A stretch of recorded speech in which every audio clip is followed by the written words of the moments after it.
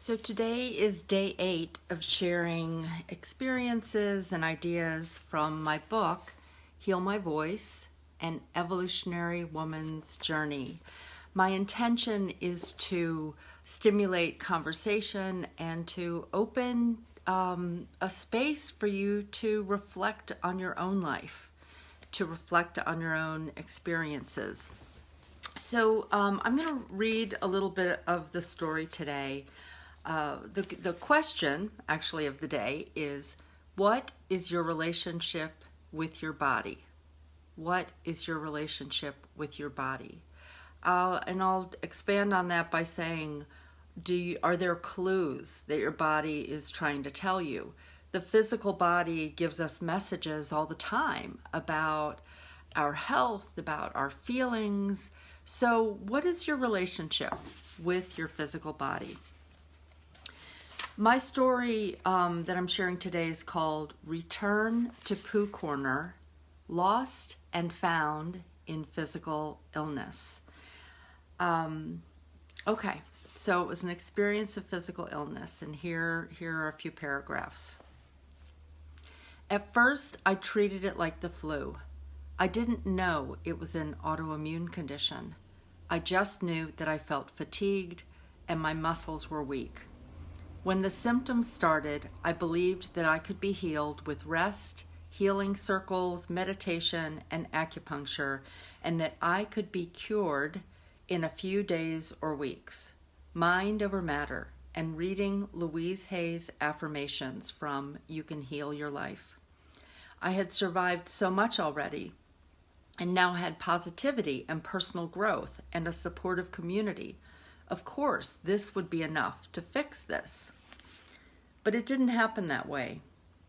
Weeks stretched into months, stretched into years. Looking back, I can see that everything I experienced during the 2 years leading up to that moment in the hospital were the necessary ingredients for my healing and awakening. Going to a 40th wedding anniversary party for my parents and being in photos with generations of family, even though I weighed over 200 pounds. Loving myself with an illness that wouldn't go away. Learning about food and doing food sharing with a friend who also had an autoimmune condition.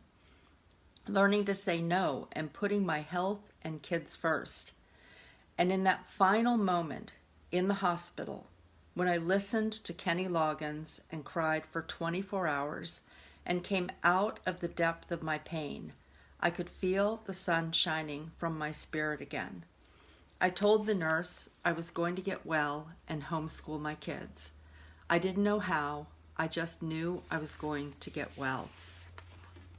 You know, the complexity of physical illness is that for some people, you're able to heal your body in a really short amount of time. For others, there is a journey with the physical illness, a journey that takes you into the depth of who you are. And then I know that for others, tomorrow I'll talk a little bit about the death of my husband, is that his physical journey ended in death. And so there are no guarantees. I know that, I thought I was going to do the things to heal and it would be there quickly. And it was 2 years. And then my health began to improve from there, which took another year.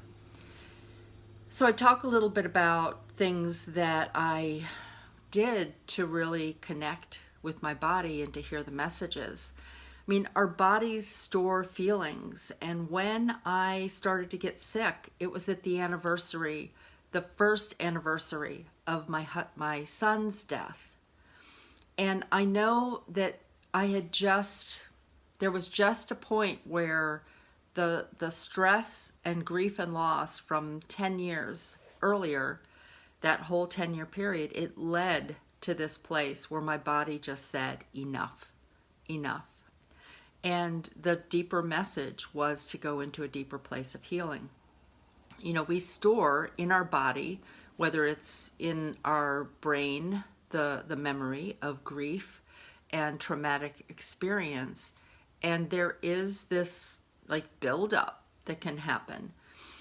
And then the memories are awakened with something. The memories could be awakened with an event or connecting with someone. The body, it's like awakening to something that's ready to be explored and healed or spoken. Heal My Voice, we did 10 projects with women who were exploring one of the stories in their lives, going into it deeply to really look at all the layers. And then there are tools. I list tools in the back of that chapter, but one of them is music. What happened for me was at the lowest point of my illness, I was in the hospital, I couldn't walk, and a friend, Lucky Sweeney, brought me a tape. It was a Walkman with a tape by Kenny Loggins called Return to Pooh Corner.